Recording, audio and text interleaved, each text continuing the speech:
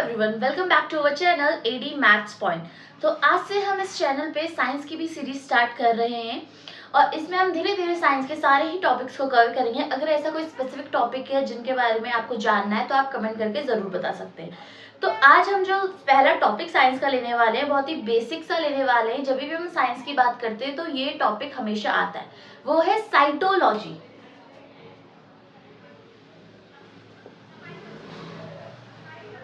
अब साइटोलॉजी क्या है? अगर हम इस वर्ड को तोड़े, साइटोलॉजी, साइटो प्लस लॉजी, तो साइटो मीन्स होता है सेल एंड लॉजी मीन्स होता है स्टडी। तो बायोलॉजी की वो ब्रांच जिसमें हम सेल के बारे में स्टडी करते हैं, उसके स्ट्रक्चर के बारे में, उसके फॉर्म्स के बारे में, उसके फंक्शंस के बारे में, उसको हम कहते हैं साइटोलॉजी। अब द पॉइंट इज, सेल के बारे में हमें कैसे पता चला, किसने डिस्कवर करा? तो हमारे एक साइंटिस्ट थे, रॉबर्ट हुक। यहाँ पे मैं लिख देती हूँ, the study of cell is called cytology. फिर हमारे बहुत ही फेमस साइंटिस्ट आए, रॉबर्ट हुक,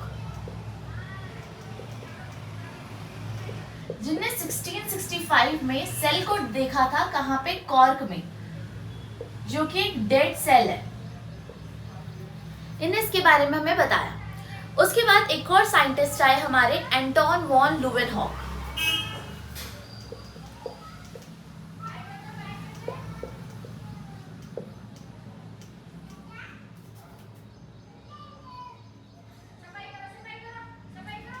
जो हमारे एंटोन वॉन लुवेनहॉक थे, इनने 1676 में एक लिविंग सेल को के बारे में हमें बताया था या डिस्कवर करा था।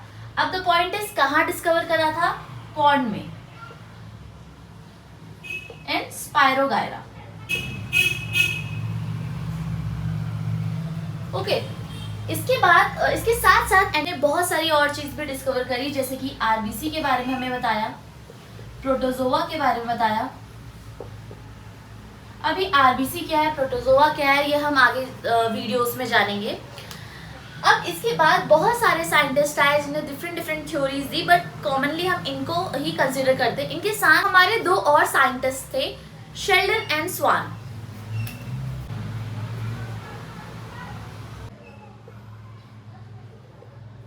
शेल्डन, जो हमारे शेल्डन थे, ये एक तो जो हमारे शेल्डन थे वो एक बॉटनिस्ट थे। बॉटनिस्ट मैंने बता दिया, जो करते हैं स्टडी ऑफ प्लांट।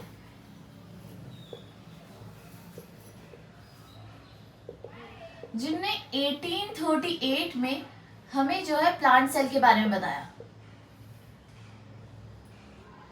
फिर हमारे एक और साइंटिस्ट आए, स्वान।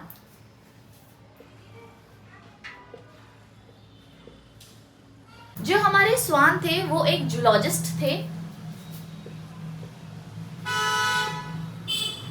जूलॉजिस्ट क्या होता है? जो एनिमल के बारे में स्टडी करता है, ठीक है, उसको हम जूलॉजिस्ट बोलते हैं। इनने जो है हमें 1839 में प्लांट सेल, एनिमल सेल के बारे में बताया। फिर इन दोनों ने मिलकर हमें एक थ्योरी दी थी जिसको हम बोलते हैं सेल थ्योरी।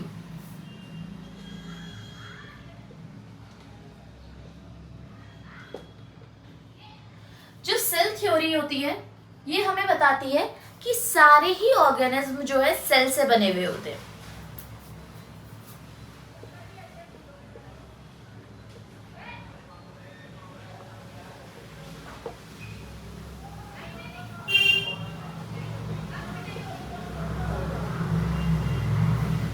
इसके अलावा एक और साइंटिस्ट थे, रुडोल्फ वर्चॉव।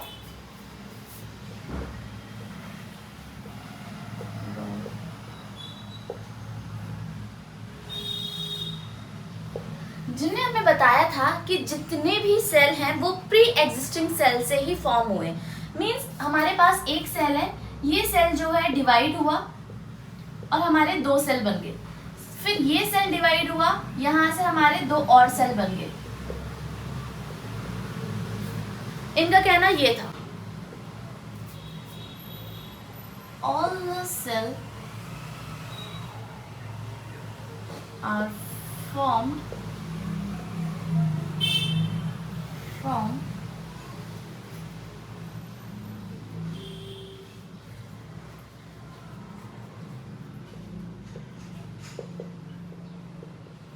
pre-existing cells। तो ये सारे ही साइंटिस्ट को जब भी हम सेल के बारे में पढ़ते हैं तो ये सारे साइंटिस्ट के हमारे नाम जो है सामने आते हैं। अब हम पढ़ेंगे सेल एक्चुअल में होता क्या है, सेल का स्ट्रक्चर कैसा है। तो हमने बोला जो साइटोलॉजी है वो स्टडी ऑफ सेल है, लेकिन ये सेल एक्चुअल में होता क्या है। सेल को हम structural functional unit of a life बोलते हैं। क्या बोला हमने? The structural and functional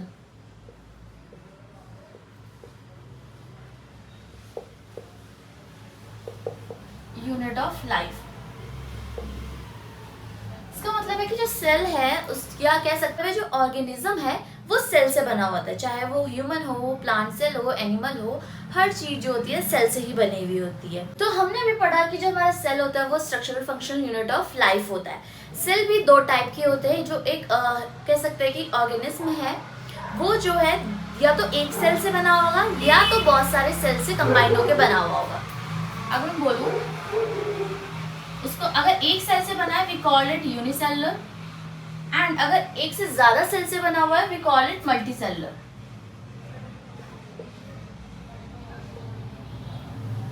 okay, unicellular, uni का मतलब होता है एक, ठीक है, एंड मल्टी का होता है मोर देन वन। ठीक है, अगर हम इसके एग्जांपल्स लें तो यूनिसेलुलर का हम एग्जांपल लेंगे अमीबा, पैरामीशियम हो गया,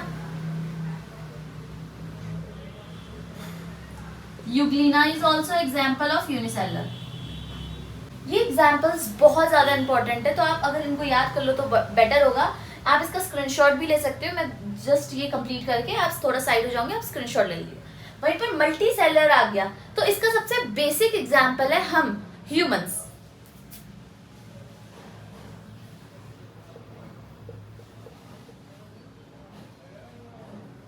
ठीक है, या फिर कह सकते हैं कि प्लांट्स।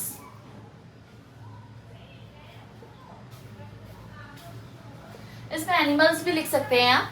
ठीक है, तो मैंने दो लिए, ह्यूमंस एंड प्लांट। पढ़ेंगे क्या सेल एक ही टाइप के होते हैं? क्या हर सेल का साइज जो होता है एक ही होता है? जैसे हम ह्यूमन बीइंग है, क्या हम सबका साइज सेम है? क्या हर ह्यूमन बीइंग ऐसे दिखता है? नहीं। तो सेम वे सेल का भी होता है। हर सेल जो होती है डिफरेंट डिफरेंट होती है। कुछ जो होती है, अब हम जानेंगे किस टाइप के जो होते हैं शेप और साइज हमें देखने को मिलते हैं सेल के। ठीक है, अगर मैं शेप की बात करूं तो सर्कुलर सेल होती है, डिस्क शेप होती है, अमीबॉइड होती है, अमीबॉइड हो गया या क्यूबॉइड हो गया।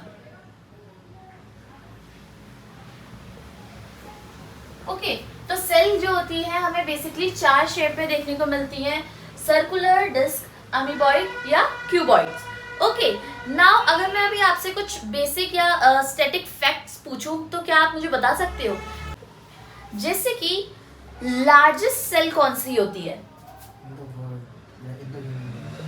Largest cell in the world. अगर आपको आंसर आता है तो कमेंट करके जरूर बताइएगा। ओके, सो जो हमारा लार्जेस्ट सेल है इन द वर्ल्ड वो होता है ऑस्ट्रिच एग। ऑस्ट्रिच एग, शुतुरमुर्ग का अंडा। ओके, अब आ गया कि लार्जेस्ट तो हमें पता चल गया, लेकिन स्मॉलेस्ट कौन सा होता है?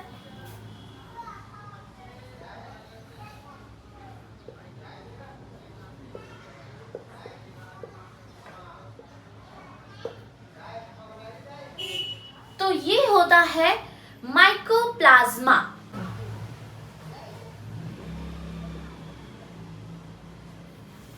जो हमारा माइकोप्लाज्मा है ये एक बैक्टीरिया होता है। लार्जेस्ट सेल इन वर्ल्ड पढ़ लिया, स्मॉलेस्ट सेल इन वर्ल्ड पढ़ लिया। अब हम पढ़ेंगे largest cell in humans. Okay,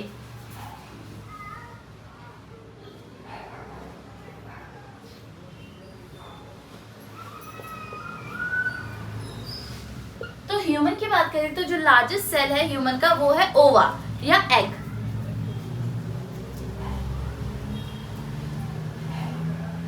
वहीं पर अगर हम स्मॉलेस्ट सेल इन ह्यूमन की बात करें तो वो होता है स्पर्म। अच्छा, जो ये ओवा है ये फीमेल गैमेट है।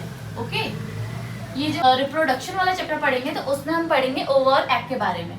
तो अभी आप बस इतना जान लीजिए कि जो हमारा ओवा और एग है ये एक फीमेल गैमेट है। वहीं पर अगर स्मॉलेस्ट सेल की बात करूं, स्मॉलेस्ट सेल इन ह्यूमन तो वो है स्पर्म, जो कि एक मेल गैमेट है।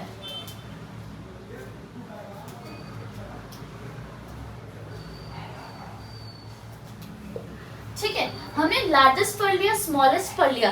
क्या हमारी बॉडी में लॉन्गेस्ट सेल भी है? हाँ, तो जो लॉन्गेस्ट सेल है इन ह्यूमन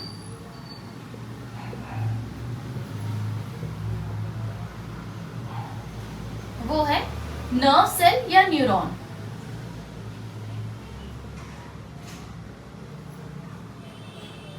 जिसका जो लेंथ है वो अप्रॉक्स 1 मीटर की है।